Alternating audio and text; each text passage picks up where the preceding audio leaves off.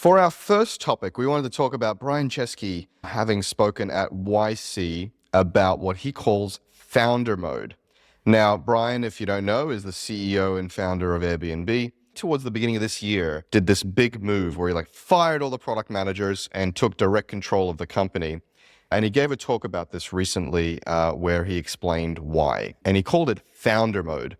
And Paul Graham described it as, one of the more interesting, actually not just Paul Graham, but a lot of the YC founders and other people that were hanging around said it is one of the most interesting talks they've heard in a long time. And the idea was, as a founder, you're often given the advice when you're scaling up to turn into a manager, to start delegating to other people and build a big boy company. And he's saying that works for managers.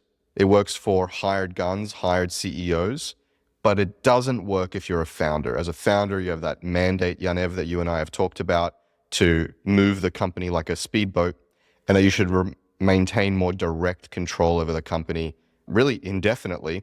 And then one final data point here is Jensen Huang has sort of suggested the same thing. He has 60 direct reports over at NVIDIA. And so what do you guys make of this idea of companies as they scale up and they're still run by founders need to flatten their org and get more direct control and maybe even be accused of micromanaging rather than empowering their orgs, keeping that founder agility and DNA at all levels? What do we think about this? Is this a thing that just works for him and a few elite founders? Or is this the way all founders should be thinking about their companies as they scale up? Emil, you're one of the only ones here who've actually run a major company that is scaling up. So how do you think about this?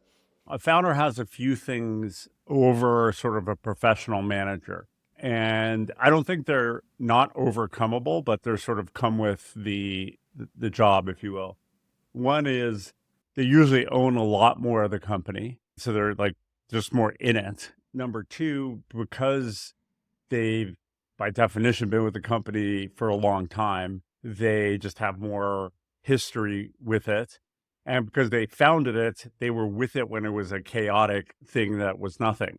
When times come that are difficult for a company like Airbnb or whatever, they tend to have more incentive, more history, and more moral authority to be able to make harder changes than a professional manager might.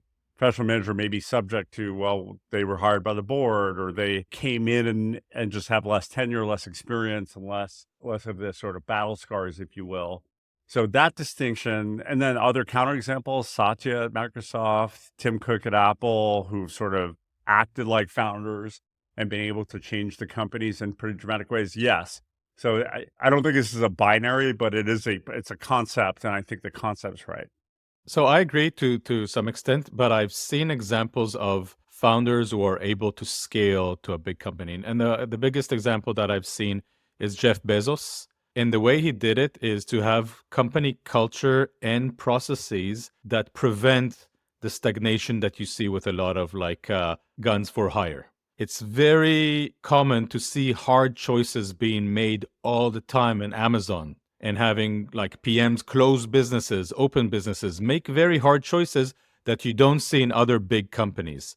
And I think it's a matter of culture. If you build your company in a way where your PMs know how you think and know how to build a company, and they basically are, it's called single-threaded owners in Amazon. So if they actually own a certain business, they will act as founders. If you hire guns for hire who just want to do run-of-the-mill business, they will do run-of-the-mill business. So I think if you want to build this yourself and manage every aspect of the company, you need to be a super founder. But you don't have to be a super founder if you build your company right. Actually, Amira, that's perfect for what I was going to say. That term super founder that you used. And, often back in the day, you used to see founders who tried to act like Steve Jobs, right? They wore black turtlenecks and they wrote brusque emails and they basically acted like assholes. And somehow their company didn't succeed, right? And the problem that they had was they were acting like Steve Jobs, but they weren't Steve Jobs. Steve Jobs was a singular genius. I would argue Brian Chesky is one of the greatest founders of his generation of founders, right? And something that I've seen happen just as a sort of counterpoint is founders who hang on in founder mode too long beyond their capability. And I've told the story on this podcast before. I was at Google in 2006 when Larry and Sergey were still trying to be in founder mode and failing and flailing and, honestly kind of embarrassing themselves because everyone was just trying to basically work around the fact that these guys were trying to micromanage without the context, without the subtlety that they needed to, right? And that can happen really badly, right? When you've got a scaling company, if it doesn't have the strength to actually be able to scale effectively, that's when things get really, really bad. And, again, Google at one point basically didn't believe in management. And I think at one point, Bill Corrin was the head of engineering back in the early days. He had 160 direct reports. So you can imagine how much love he gave them. And I knew some of those people. They hated reporting to him because they're like, I have no manager and I don't know what I'm doing. And so I think it is through that sheer force of will, that sheer We're talking about two separate things. genius that allows some of these people to overcome that. I think we're talking about two separate things, right? Does any big company need professional management when it gets big? Of course. I don't think that's what Chesky was saying, was it? He was halfway saying that. Yeah, so I was watching an interview with him about this, right? What he's also saying paired up with this is that the company shouldn't be doing anything that he personally can't manage. So his time and his scalability is the governor in terms of the number of things they do. And he wants to do fewer things better. Yeah. And so this is a Steve Jobsian Apple approach to say, we don't need to do all the things. We just need to do what we do better. And so the question of as you scale up, the question is, what does scale mean and how far do you scale? And his argument is, I don't need us to be doing a massive and ever-growing portfolio of crap. I only want to do enough small things really, really well. I want to avoid the incrementalism, the bureaucracy, the slowness, the mediocrity. And I want to leverage my founders' superpowers for as long as possible. Where I do disagree, I think we've hit on something really clever here, and I want to unpack it a little bit more, which is it's not so much just founders. I think founders get this authority by default. But I think it was you, Amir, who said you can also act like a founder, even if you were hired in, even if you're a manager. And I think too many managers are incrementalists. They just look at their OKRs, they go home. Emil, I took to heart the cultural value at Uber of be an owner, not a renter. Because I came in as a founder. I'm a multi-time founder. I didn't know how to be an executive at a big company. And when someone said to me, oh, no, you're the CEO of your thing and you're an owner, not a renter, and go do your thing. And I was like, I can do that. I know how to do that. And so there are companies I help now, and I'm like, I'm acting like the founder. I don't give a shit if I am the founder. If you've asked me to be the founder, I am here to make big changes. And I think that's something that impactful leaders, whether they're founders or not, should be striving for. But Chris, this is what's interesting in what Brian Chesky is saying is it's the exact opposite of that. If I understand it correctly, he's saying, there's that old saying, which is actually attributed to Steve Jobs, hire smart people and give them space to do their jobs, right? Don't tell them what to do. He's saying, no, I don't want all of these people to act like mini founders. Their job is to do what Brian Chesky, tells them to do because I have the overall vision. I want to create this great product, and I'm sick of letting other people's inferior judgment and lack of context compromise my product that I understand better than anybody else. Yeah, no, you're right. What I'm saying is, if you're not led by Brian Chesky and you don't have a CEO doing that, you who are listening to this show could be a founder-like middle manager and run your org with a level of agility and boldness of a founder, even if you're not the CEO. But I actually think the answer is ultimately a hybrid, right? So I really like, again, not to keep over-referencing Uber, but the company was designed as little mini CEOs with a lot of autonomy. But Travis would get in there and go, these 5 things are very important, and I'm going to be all over them. I'm going to have the eye of Sauron on them, and I'm going to untangle these things and make sure my judgment is pressed on them. And I think that's a huge advantage. And that's my own management style, actually, is I set up a huge org at a large scale up with a very empowered product managers, but there is a central vision, a central thrust, a central theme, and regular alignment and opportunities for me to jump in with judgment and go, guys, you're being too incremental there. You're not aligned there. You're not doing this here. You need to be bolder, better, smarter, faster. And I think it ends up being you have to do both. It's a hybrid. And I would say that if you say it's only my vision, You're not building a generational company. You limit the company to your capabilities. And I think it's a shortcoming of you being able to build a good culture and hire amazing people. So I think like, hey, like F everybody, it's now going to be my show is more of a signal for failure for doing the right thing and building a scalable, healthy, generational company. It's like, okay, everybody's vision is wrong. Let me dive into my vision and I'll tell you how it's done. It's a little bit like with kids. Like kids will tell you they could do their own stuff and you can tell them what to do. It's much better when they do their own stuff and do the right thing. It's not so much, I think, Amir, that their vision is wrong. It's the old, we had a whole episode on alignment, right? And if you imagine a big boulder and everyone's got ropes on this boulder and they're trying to pull it. Everybody may have a vision, but each vision is on a different vector. And so that boulder isn't going anywhere.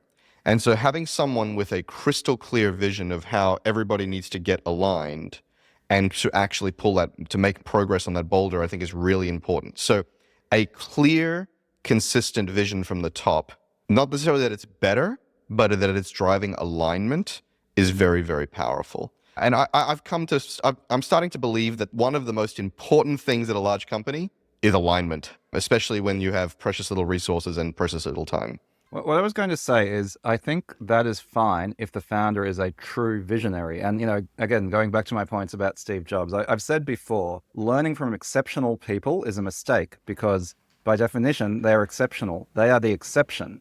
And a lot of what made them successful is probably not something that you can simply replicate by copying their habits or way of working. And so, yes, if you are trying to build, first of all, a very strong product company, and Amir, you made this point, right? Like you have Airbnb is one product. Apple, one of the things Steve Jobs did when he came back in from the cold is he cut most of the product lines. Apple to this day has a pretty narrow set of product lines. So if you have an exceptional vision for a small set of products that you can fit in one person's head, and that person is a genuine visionary, that can be amazing. But assume that's not you, unless you have strong evidence that you're a generational visionary, one of the best in the world. That's probably not you. And I think it's a mistake. Micromanagement is when you do that and you don't have a good vision, right? And then people, are not happy. That's like, creepy is when you hit on somebody and then you're not attractive. Yeah, it's exactly. like micromanagers when you, It's very true. It's very insightful. I think I can tell you where it actually worked when I was a product leader. Like when I had vision that was clearly articulating a lot of the decisions that I was making. Mm-hmm. Like in Google, it was do no evil. So we actually made a lot of decisions because of that. In Slack, it was make work life simpler, more pleasant, and more productive. And that's why we said no to game bots inside Slack. And in Amazon, it was customer obsession. So we always ask ourselves, is this the best thing for the end customer? So once you have these culture things that actually make product managers make the right choice, you get a lot less top leadership procrastination and stuff like that. You get a lot more good decisions being made. I think there's something you can pick apart this founder mode thing and everyone can find something they like and don't like about it. So it's sort of what you take out of it. What I took out of it was not that the founder is the singular person, but the founder mentality. It could be an exec or product manager. It could be others. If you don't have that, that's what could kill a company. And companies that fill up with managers who are pushing paper and doing reviews as their primary methodology for getting to their next bonus or next promotion or whatever are what's the cancer inside of any big company that will kind of kill innovation. I think that's wise, Emil. The only thing I would say is building incredible businesses is not easy. I think we all know that. And we're actually navigating between these two rocks that you can wreck your ship on, right? One is you create this layer of professional managers who are all about cover your ass and design by committee and promotion-driven development on the one side. And on the other side, you have the founder, megalomaniac micromanager who doesn't take any advice and doesn't build a scalable culture and organization. And the path through these two rocky outcroppings is pretty narrow. But you need to sort of avoid both of them. Yeah, but remember this.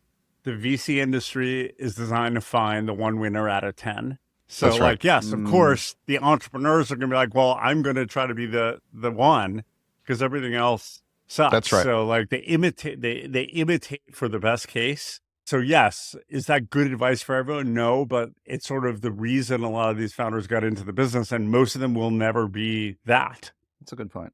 So just a couple of final thoughts and we'll move on.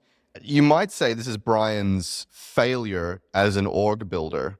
And so he is having to resort back to, small startup founder mode. One could argue that. I'm not arguing it necessarily. But in my experience, Yanev, you talk about the threading the two sides. In my experience, scale-ups and large companies are suffering from people who are not moving fast enough, who lack vision, who lack clear opinions, and who are lacking alignment.